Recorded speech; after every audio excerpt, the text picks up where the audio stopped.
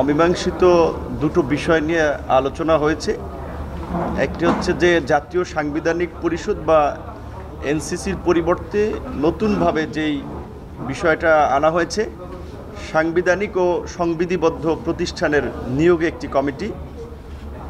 আমরা জাতীয় ঐক্যের স্বার্থে এনসিসির মতো একটা গুরুত্বপূর্ণ ধারণা, নতুন ধারণা বাংলাদেশের রাষ্ট্র পরিচালনায়, সেটি থেকে সরে এসেও জাতীয় ঐক্যের স্বার্থে আমরা এই সাংবিধানিক ও সংবিধিবদ্ধ প্রতিষ্ঠানের নিয়োগের যে কমিটি, যেটা প্রকারান্তে এনসিসির একটা ট্রান্সফরমেশন, আমরা সেটাতে একমত হয়েছিলাম। এবং আমাদের দলের পক্ষ থেকেই লাস্ট আলোচনায় সুস্পষ্ট প্রস্তাব ছিল যে এই এনসিসি পরিবর্তে যে জাতীয় সাংবিধানিক ও সংবিধিবদ্ধ প্রতিষ্ঠানের নিয়োগে যে কমিটি করা হয়েছে, এই প্রতিষ্ঠানের মাধ্যমে অন্তত 5 থেকে 7টি কমিশন, নির্বাচন কমিশন, দুর্নীতি দমন কমিশন, পিএসসি, জাতীয় মানবাধিকার কমিশন, তথ্য কমিশন কিংবা পুলিশ প্রধানের মতো এরকম অন্তত 5 থেকে 7টি নিয়োগ অন্তত সেটা ঐক্যমতের ভিত্তিতে, আলাপ আলোচনার ভিত্তিতে এই কমিটিতে দেওয়া হোক। বান্ডেল থাকলে প্রতি সেনমানিতে টাকা বাঁচবে। বিকাশ সেনমানি বান্ডেল কিনে জিতুন প্রতি লেনদেনে।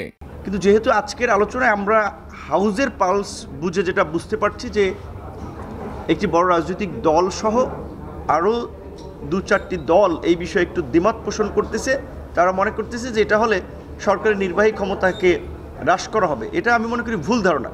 কারণ আমরা যে গত 16 বছরে ফ্যাসিবাদের বিরুদ্ধে লড়াই আমরা দেখেছি যে বেনজির কিংবা শহীদুল হকের মতো লোকেরা পুলিশ প্রধান হয়, কিংবা একেবারেই ঠুটো জগন্নাথ মার্কা মানবাধিকার কমিশন হয়, কিংবা এই যে রাতের ভোটের কারিগররা 14 বিনা ভোটের নির্বাচন, 18 আগের রাতের নির্বাচন কিংবা 24 ডামি নির্বাচন, যে প্রক্রিয়া ইলেকশন কমিশন গঠিত হয়, আমরা এটাকে চেঞ্জ করতে চেয়েছিলাম যে সামনের দিনগুলোতে যেন এই রকমের ব্যক্তিরা এই সমস্ত প্রতিষ্ঠানগুলোতে না আসতে পারে এবং রাষ্ট্র পরিচালনায় এই প্রতিষ্ঠানগুলো নাগরিকদের প্রত্যাশা অনুযায়ী একটা ভূমিকা রাখতে পারে।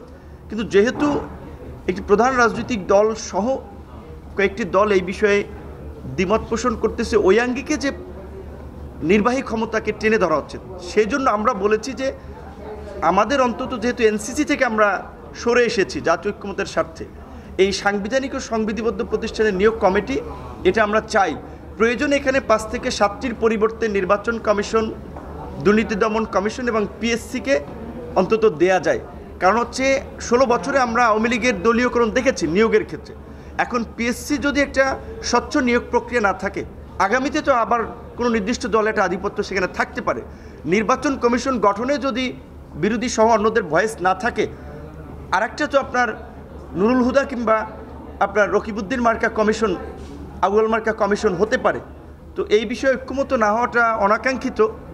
এবং দ্বিকক্ষ বিশিষ্ট সংসদের যে আলোচনাটি মোটামুটি আমরা দেখেছি অধিকাংশ রাজনৈতিক দলই একমত, শুধুমাত্র আপনার ফরমেশন প্রক্রিয়া, উচ্চকক্ষের ফরমেশন প্রক্রিয়া নিয়ে অনেকের দ্বিমত আছে। সেখানে আমাদের দলের পক্ষ থেকে পরিষ্কার অবস্থান, আমরা যেটা বলছি যে আমরা আমাদের দলের প্রতিষ্ঠা লগ্ন থেকে আমাদের ঘোষণা ছিল যে ভারসাম্যপূর্ণ সংসদের জন্য আনুপাতিক হারে নির্বাচন এবং উচ্চকক্ষ নিম্নকক্ষ 2 কক্ষ বিশিষ্ট সংসদ।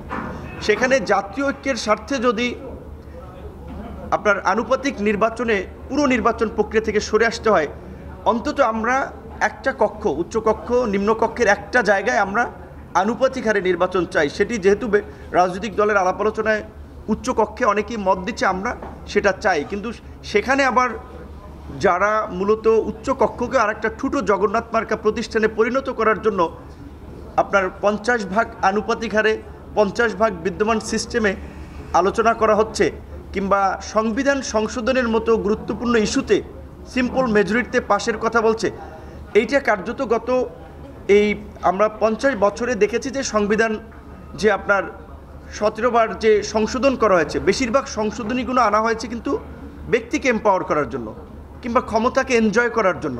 সিম্পল মেজরিটিতে সংবিধান সংশোধনের সুযোগ থাকলে ভবিষ্যতেও কিন্তু এই অতীতের মতো আরেকটা ফ্যাসিবাদ কিংবা স্বৈরাচার তৈরি হতে পারে। সেই কারণে আমরা বলছি যে অন্তত উচ্চকক্ষ যদি আনুপাতিক হারে হয়, তবে হয়তো সংখ্যাগরিষ্ঠ দল বা বিজয়ী দল সিম্পল মেজরিটির কথা চিন্তা করলেও সেখানে অন্যদের মতামতটা আসবে। সেই বিবেচনায় আমরা একমত হতে পারি, কিন্তু সেটা পুরো হাউজের মতামতের উপরে নির্ভর করবে, শুধুমাত্র দু একটি দলের দাদাগিরি কিংবা দু একটি দলের প্রভাব বিস্তারের উপরে নয়।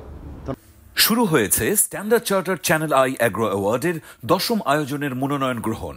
এবার নতুন ক্যাটাগরি বছরের সেরা ছাদ কৃষক সহ মোট 13টি ক্যাটাগরিতে পুরস্কার প্রদান করা হবে। মনোনয়ন গ্রহণ চলবে আগামী 15 জুলাই 2025 তারিখ পর্যন্ত। বিস্তারিত জানতে ভিজিট করুন www.agroaward.com এবং ফোন করুন 018737000556 এই নম্বরে।